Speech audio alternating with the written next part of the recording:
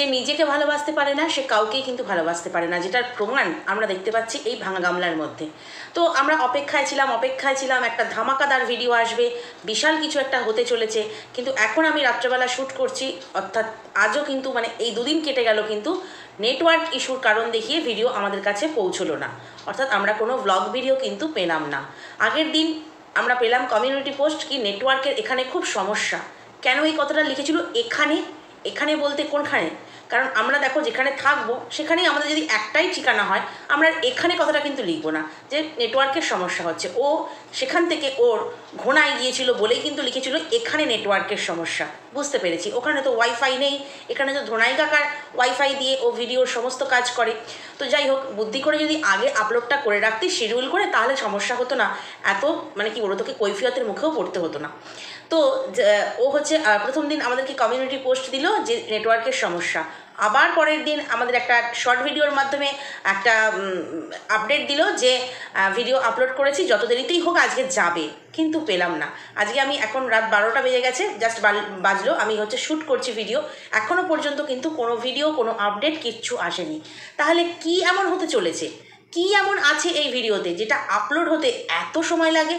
ও তো খুব বেশি ভিডিও বড় দেয় না, 15-20 মিনিটের ভিডিও, তো সেই ভিডিও হতে আপলোড হতে 2 দিন সময় লেগে যাচ্ছে। এমন ওয়াইফাইয়ের সমস্যা তো কখনো শুনিনি, কখনো ফেসও করিনি। তো যাই হোক, সেটা যে সম্পূর্ণ মিথ্যে সেটা আমরা জানি, কারণ নীল ষষ্ঠী করেছে, নীল ষষ্ঠী করার পর কি উপোস করে করেছে কি খেয়ে করেছে সেটা পরের কথা, সেটা ভগবান জানে আর ও জানে, আমরা জানি না। কিন্তু তারপরেই চৈত্র সংক্রান্তির দিন কিন্তু ও চলে গেছে ওর ঘোনাতে, অর্থাৎ ভিডিও শ্যুট করা হয়নি। এবং চৈত্র সংক্রান্তির দিন যে ভিডিও শ্যুট করতে পারেনি তারই ফলপ্রসূ হচ্ছে এই ব্যাপারটা। ফলশ্রুতিটা কি না, আমরা ভিডিও পাচ্ছি না। তো চৈত্র সংক্রান্তি এমনও আছে মানে হিন্দুদের মধ্যে যে বাড়ি থেকে কুকুর বিড়ালও পার করে না, বাড়ির বউ তো দূরের কথা, ও তো ওখানে ঘোনায়, তো ও তো ও বাড়ির বউ। তো চৈত্র মাসের প্রথম দিন যেখানে থাকে শেষ দিনও সেখানে থাকতে হয়, এরকম কিছু নিয়ম রীতি আমাদের মধ্যে কিন্তু চলে আসে। তো ও কি করেছে না, তো চৈত্র মাসের প্রথম কেন, ও তো ম্যাক্সিমাম সময়টাই হচ্ছে ওই ঘোনায় থাকে, ঠিক সেই কারণে হচ্ছে ওকে শেষ দিনও ওইখানেই থাকতে হবে। যেহেতু ওখানে তোমার ফোকলার বাবা মা সবাই একটা গোটা পরিবার রয়েছে, নতুন শ্বশুরবাড়ি, ওখানে লক্ষ্মীমন্ত বউ, কেননা ওখানে ছেলে যত কীর্তিকলাপ করেছে, যত ধার দেনা করেছে, সব এই বউ মিটিয়েছে। তো বউয়ের তো ওখানে একটু রাত চলবেই এবং একটু আদর যত্ন চলবেই। তো যাই হোক, বউ যথারীতি ওখানে গেছে এবং তোমাদেরকে আমি আগেই বলেছিলাম, একজন দেখেছে সেটা আমার কাছে মানে মেসেজ করে পাঠিয়েছে যে শপিং মলে কেনাকাটা করেছে। তো যাই হোক, নববর্ষে হচ্ছে চুটিয়ে পার্টি হয়েছে, পার্টি। এবং ওকে আজকে যে শর্ট ভিডিওটা দেখলাম, ওর চোখ মুখগুলো দেখেছিলে, মানে কি বলবো, কিছু কনজিউম করলে কি বুঝতেই পারছো তো, অ্যাল ড্যাশ তো করলে সেরকম না, চোখ মুখগুলো যেমন ফোলা ফোলা লাগে ঠিক সেরকম। কারণ ও দিনের বেলা ভিডিও করছে, বুঝতে পারলাম অনেকটা বেলাতে ভিডিও করছে, কারণ ও যে ঘুম থেকে উঠেই করছে চোখ মুখ ফোলা ফোলা সেটা কিন্তু নয়। চোখ মুখ ফোলার কিন্তু দুটো কারণ, একটা হয় প্রচুর কান্নাকাটি করেছে, এবং কান্নাকাটি তো অবশ্যই করেছে কারণ শেষে ও চোখ মুছল, এবং দ্বিতীয়ত হচ্ছে চোখ মুখ যে ফোলা, ঘুম থেকে উঠলে অনেক সময় অনেকের চোখ মুখ ফুলে যায় আর কি, মানে ঘুমের থেকে উঠলে। কিন্তু ও যখন ভিডিওটা শ্যুট করছিল তখন ওর গায়ে রোদ পড়ছিল, অর্থাৎ বেশ বেলা, এবং তড়িঘড়ি 2 দিন শ্বশুরবাড়িতে কাটিয়ে এসে তড়িঘড়ি করে এসে এখানে স্নান করে ফ্রেশ হয়ে ঝট করে একটা আপডেট আমাদেরকে দিতে চেয়েছে, এবং আপডেটটায় এমন বলেছে যে বিশাল কিছু একটা হতে চলেছে, আবারও কিছু একটা হতে চলেছে। তো কি হবে মানে বুঝতেই পারছো, আবার কিছু পেট বানানো গল্প আমাদের সামনে উপস্থাপন করবে, তাছাড়া আর কিছু করবারও নেই। কারণ ও এমন ভাব দেখায় এই সমাজসেবক দাদাকে পেয়ে যেন আইন ওর হাতের মুঠোয়, আইন ওর হাতের মুঠোয়। সেই আরস ভাই একটা বলে না যে নাইটির তলায় ফোকলা রয়েছে, তো আমার মনে হয় আইনকে ওইভাবে ও গুজে রেখেছে, ও সেটা মনে করে। কিন্তু অ্যাকচুয়ালি ব্যাপারটা তো সেটা নয়, কারণ এই যে সমাজসেবক বাবু, তারও তো অনেক কীর্তি আমরা শুনতে পেলাম, অনেক কিছু জানতে পারলাম, তো তোমরাও অলরেডি জেনে গেছো। যাই হোক, সেই বিষয়টা না বাদই দিই, কারণ ওই মানুষটিকে না আমার প্রথম থেকেই সন্দেহ মনে হয়েছিল, প্রথম দিন থেকেই আমি ভিডিও বানিয়েছিলাম, প্রথম দিন থেকেই সন্দেহ আমার জনক লেগেছিল আর কি। তো তার অনেক কীর্তি তো জানতেই পারলাম।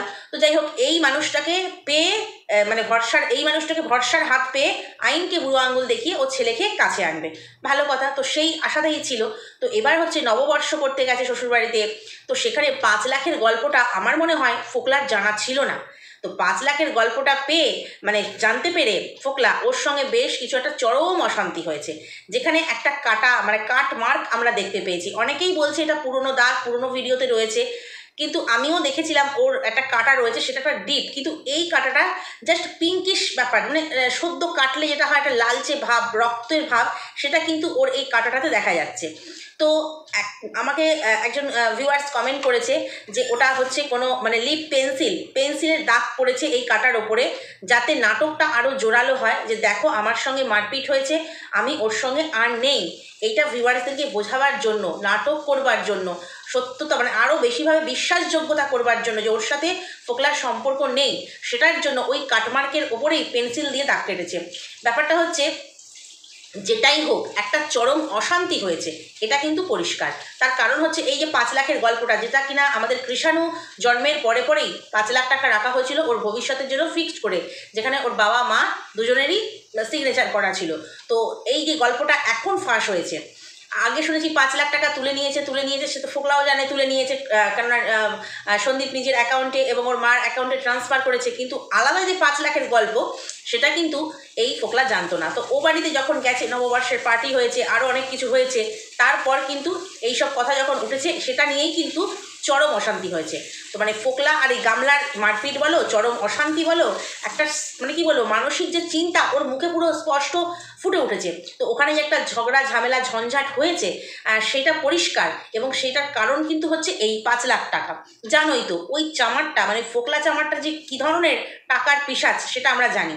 মানে যদি টাকার পিশাচ না হতো, এই যে ভালোবাসার মানুষ, ভালো লাগার মানুষ, এই যে গামলা, তার দেখতে পাচ্ছ শরীরের কি অবস্থা, আমরা দেখতে পেয়েছি। আমরা ভিউয়ার্স, আমরা ওকে নিয়ে নেগেটিভ ভিডিও বানাই, তারা পর্যন্ত ওকে সাবধান করেছি অনেক দিন আগে থেকে যে ডাক্তার দেখাও, ডাক্তার দেখাও। তাহলে ওর বাবা মা কেমন, ওর বাবা মা, ওর ভালোবাসার মানুষগুলো, ওর পরিবারের মানুষগুলো কেমন, যে মেয়েটার সারা শরীরে একটা ভীষণভাবে চর্মরোগ যাকে বলে ছড়িয়ে গেছে। ও অবশ্য বলে ছুলি ছুলি ছুলি বা সলি যাই বলে বলুক, কিন্তু আজকে যেটা দেখলাম, মানে ওর আইফোনের মাধ্যমে না সত্যটা ভেসে আসলো। আইফোনের মাধ্যমে এই কাটমার্ক বলো, ওর মুখে যে একটা দুশ্চিন্তার ছাপ, একটা বুড়িয়ে যাওয়া ছাপ। এই কয়েক মাস আগেও দেখেছি আমরা সন্দীপের ভিডিওতে যে ওর একটা স্কিনে আলাদা গ্লো, আলাদা একটা ফ্রেশনেস, একটা স্নিগ্ধতা কাজ মানে দেখা যেত মুখে, মানে সেটা কিন্তু আমরা অনেকদিন আগেই হারিয়ে ফেলেছি। বাট এই যে আইফোনে শ্যুট করা, আইফোন কিন্তু সব সত্যটা বের করে নিয়ে আসলো যে ওর স্কিনের এখন, মুখের এখন কি অবস্থা হয়েছে। ওর নাকি 24 বছর 25 বছর বয়স, অনেকের কাছে ও বাচ্চা মেয়ে, আবার একজনের কাছে তো শুনলাম বাচ্চা মা, বাচ্চা মাটাকে এরা টিকতে দেবে না। তো একটা বাচ্চা মেয়ে 24 বছর বয়স, তার স্কিনের অবস্থা একটা 40 বছরের ওপরের মহিলার মতো কেন হবে, তাই না? কেননা দেখো, যার যতই বয়স হোক, রোগা হোক বা মোটা হোক, মুখের স্কিন, হাতে পায়ের স্কিন কিন্তু বলে দেয় বয়সটা কত। তো সেখানে ওর স্কিনটা এত বাজে কেন হবে? এবং এই যে এই জায়গাটা দেখা যাচ্ছিল, সেখানে কিন্তু মানে ওর যে নিজস্ব যেটা স্কিন, গায়ের চামড়ার যে স্কিনটা, সেটা কিন্তু খুব সামান্য দেখা যাচ্ছিল, শুধু স্পট স্পট স্পট ভর্তি দেখা যাচ্ছিল, যেটা আমার কাছে ছুলি বলে মনে হয়নি, অন্য বিশেষ কিছু গুরুতর চর্মরোগ বলে মনে হচ্ছে। তো ওর তো ইমিডিয়েট ডাক্তারের কাছে প্রয়োজন। আমার মনে হয় যে শরীরে এত বড় রোগটা বাসা বেঁধেছে, তো সে নিজে তো কেয়ার করবেই, সেটা স্বাভাবিক যে আমার এরকম হয়েছে, আমি এত টাকা রোজগার করি, আমি আগে নিজের জন্য খরচ করবো, ডাক্তার দেখাবো। তো সেটা যদি নাও বা করে, তো বাবা মা, ওর এই যে প্রেমিক, এত ভালোবাসার মানুষ, এত পরিবারের মানুষ, তারা ওকে জোর করে নিয়ে যেতে পারেনি। আর যে মা নিজের দায়িত্বই নিতে পারে না, নিজের কেয়ার নিতে পারে না, সে কিনা নেবে তার সন্তানের দায়িত্ব। ভাবতে পারছো, সন্তানের দায়িত্ব নেওয়ার জন্য মরিয়া হয়ে উঠেছে। আমি কালকে তোমাদেরকে একটা ভিডিওতে বলেছিলাম যে সন্তান ঘুমোয়নি বলে তাকে দরজা আটকে রেখে দিয়েছে, দরজা আটকে বাইরে সে কাজ করছে, তার ঠাম্মিও তখন বাইরে কাজ করছিল। আবার বলছে যে যদি তোমাকে ঠাম্মি খুলে দেয়, ঠাম্মিকে বাপের বাড়ি পাঠিয়ে দেবো। কত দাপুটে ছিল বুঝতে পারছো? আমরা তখন ভিডিওতে ভাবতাম জাস্ট কথার কথা বলছে, কিন্তু ওর নেচারটাই হচ্ছে এইরকম, যে ঘুমোয়নি বলে একটা ছোট বাচ্চাকে, শিশু তখন আরও ছোট ছিল, তাকে দরজা আটকে ঘরের মধ্যে রেখে দিতে পারে, ফাঁকা ঘরে যে কোনো কিছু বিপদ হতে পারে, রেখে দিতে পারে। তো সে এখানে নিয়ে এসে এই অফ ক্যামেরা ওর সাথে যে কি করবে, সেটা কিন্তু আমরা প্রত্যেকে হাড়ে হাড়ে বুঝতে পারছি। তখন কি এই সমাজসেবক বাবু তখন কি দায়িত্ব নেবে? তবে আমার মনে হয় এই সমাজসেবক বাবুও কিন্তু পিছিয়ে যাবে, কারণ তার পোল অলরেডি খুলে গেছে, এবং তার মানে কি বলবো, অনেক কীর্তিকলাপ সামনে চলে এসেছে।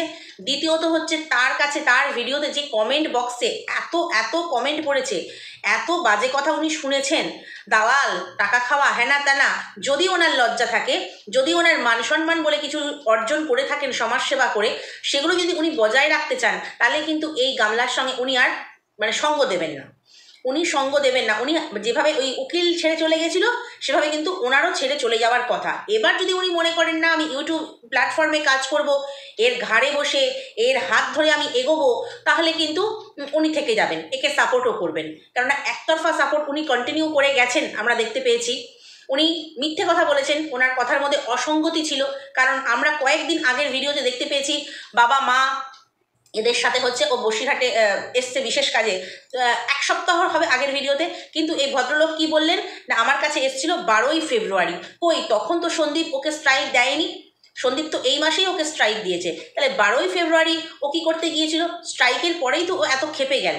তাহলে যে উনি এত বড় মিথ্যে কথা বলছেন, তাহলে ওনারও মানে এত যে মানে এই যে ঘোটালাগুলো বেরিয়ে আসছে না, এটাও কিন্তু সত্যি।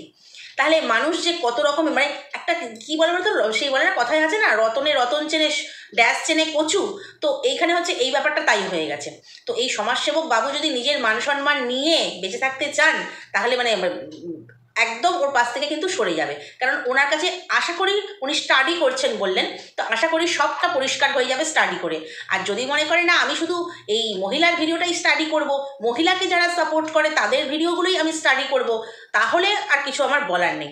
তো যাই হোক, এই যে এত বড় শরীরে ওর রোগ বাসা বেঁধেছে, আমার মনে হয় দায়িত্ব নিয়ে ও তো যথেষ্ট একজন ম্যাচিওর, এই গামলার কথা বলছো তো ম্যাচিওর, তাহলে ও দায়িত্ব নিয়ে নিজের চিকিৎসা যেখানে নিজেই করায় না, আর কৃষাণুর শরীর খারাপ হলে সে তখন কি করে দেখভাল করবে? পয়সার দিকে তাকাবে। এই যে এই যে মানে ওর স্কিন ডিজিজগুলো হয়েছে, ওর তো মানে পয়সার জন্যই মনে হয় করাচ্ছে না, যে এত এত পয়সা খরচ করে এটা কেনে ওটা কেনে, পয়সার জন্যই করাচ্ছে না। নাহলে এগুলো তো মানে চারদিকে খালি ছড়িয়ে যাচ্ছে, কি মানে বিভৎস পরিমাণ মানে হয়েছে। আমরা 6 মাস আগে থেকে শুনে আসছি এটা হয়েছে এটা হয়েছে এটা হয়েছে। এটা যদি সন্দীপের বাড়িতে হতো, সন্দীপরা যদি না দেখাতো, তাহলে কিন্তু বলতো বইয়ের প্রতি টেক কেয়ার নেয় না। হ্যাঁ বলতোই, বইয়ের প্রতি টেক কেয়ার নেয় না, একটা ডাক্তার দেখায় না, দেখো আমার কি অবস্থা, কি হয়েছে কি হয়েছে। কিন্তু এখানে বলছে ও হচ্ছে হবে, ঠিক আছে দেখাবো দেখাবো করে হচ্ছে না, দেখানো হচ্ছে না বলে পাশ কাটিয়ে যাচ্ছে।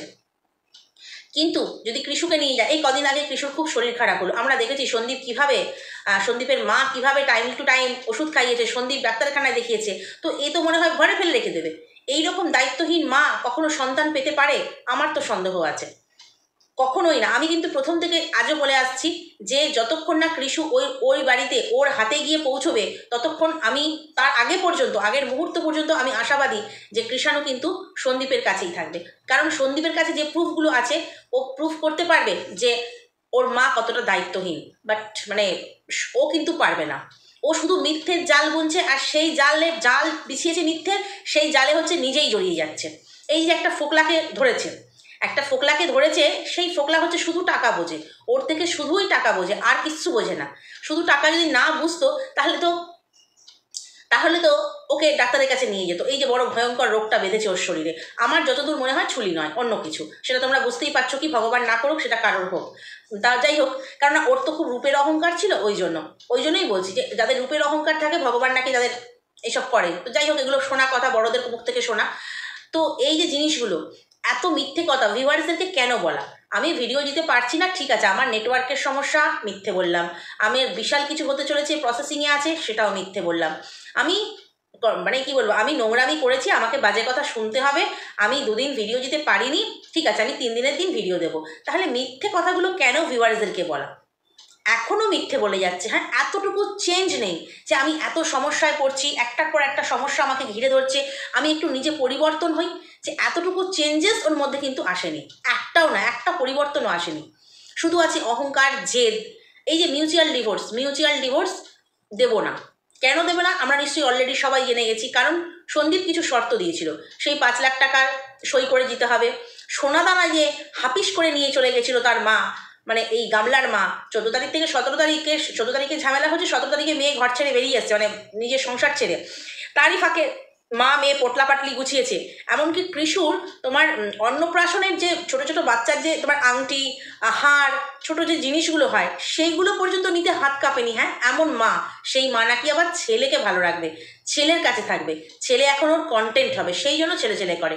তো সেইগুলো যখন পোটলা পাটলি করে গুছিয়ে নিয়ে চলে এসেছিল, সমস্ত গয়না, শুধু কি কৃষাণুর, নিজের, শাশুড়ির, সবার গয়না যখন নিয়ে চলে এসেছিল, সেই গয়নাগুলো ফেরত চেয়েছিল। আর চেয়েছিল সীমাদির নামে যে লিগাল একটা কেস রয়েছে সেটা তুলে নেওয়া। তাহলেই এই সামান্য জিনিস সন্দীপ চেয়েছিল। আর 5 লাখ টাকাটা সেটা তো কৃষাণুরই টাকা, কৃষাণুর নামে রাখা হয়েছে, জন্মের পরেই মা বাবা মিলে রেখেছে। তো সেখানে তো কৃষাণু যেহেতু ওর কাছে নেই, সেহেতু ওই টাকার ভাগ তো ওর পাওয়ার কথা নয়, মানে সই করে দেওয়ার তো উচিত। কারণ কৃষাণু যেহেতু বাবার কাছে আছে, বাবাই দেখভাল করছে, বাবাই টেক কেয়ার করছে, টাকাটা কৃষাণুর খাতেই খরচা হবে। তো কৃষাণুর খাতে যেহেতু খরচা হবে, তো কৃষাণু যেখানে আছে তার সেই মানুষটাকে তো সই করে দেওয়া উচিত, এটাই তো স্বাভাবিক। কিন্তু তিনি এই শর্তগুলো মানতে পারেননি, তাই তিনি মিউচুয়াল ডিভোর্স দেবেন না। বুঝতে পারছো? মানে এখনো এই মুহূর্তে মানে একেবারে মানে নিজের জেদে অটল, কিন্তু নিজের কথার মধ্যে কোনো স্ট্যান্ডিং পয়েন্ট নেই। একবার এই কথা বলে, একবার ওই কথা বলে, একবার সেই কথা বলে, একবার ওই, কিন্তু ওই জেদটা বজায় রেখেছে যে কিভাবে সন্দীপকে হারাতে হবে, কিভাবে সন্দীপকে মাটিতে মিশিয়ে দিতে হবে।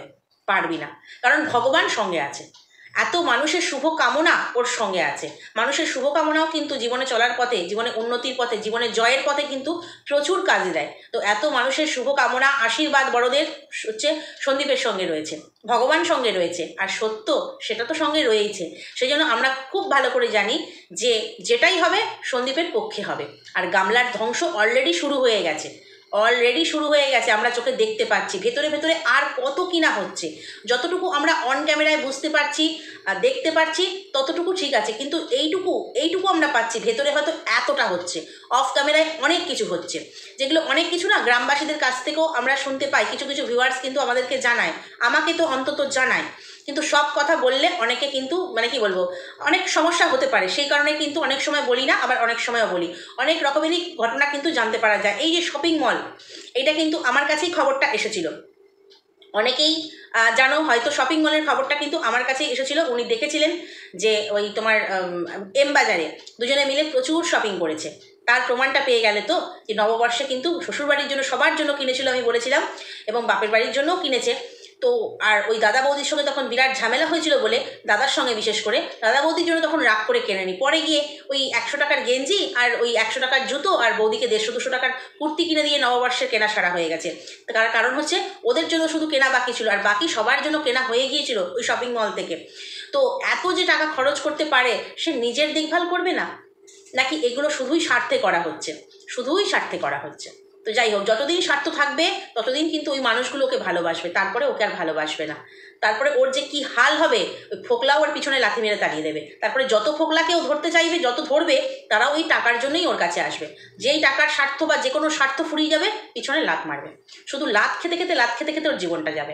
আর এই কৃষাণু, সেও একদিন ওর মুখে লাথ মারবে। আমি বলছি, মা তবুও কিন্তু ওর মুখে লাথ মারবে। কেন? মায়ের কোনো দায়িত্ব পালন করেনি। জন্ম দিলেই মা হওয়া যায় না, কখনো যায় না। জন্ম দিলে কখনো মা হওয়া যায় না। তো এই কৃষাণুর কাছ থেকেও ওর শেষটা পাওয়ার আছে। তো চলো বন্ধুরা, আজকের ভিডিওটা এই পর্যন্ত। যদি কোথাও আমার সঙ্গে সহমত হও, অবশ্যই তোমাদের মূল্যবান মতামত আমার কমেন্ট বক্সে জানিও, লাইক করে দিও, এবং চ্যানেলটা যারা প্রথমবার দেখছো এবং সাবস্ক্রাইব না করে দেখছো, তারা অবশ্যই সাবস্ক্রাইব করে আমার সঙ্গে থেকো। নতুন নতুন তথ্য পাওয়ার জন্য নতুন কন্ট্রোভার্সি ভিডিওতে আবার তোমাদের সঙ্গে দেখা হবে। টাটা।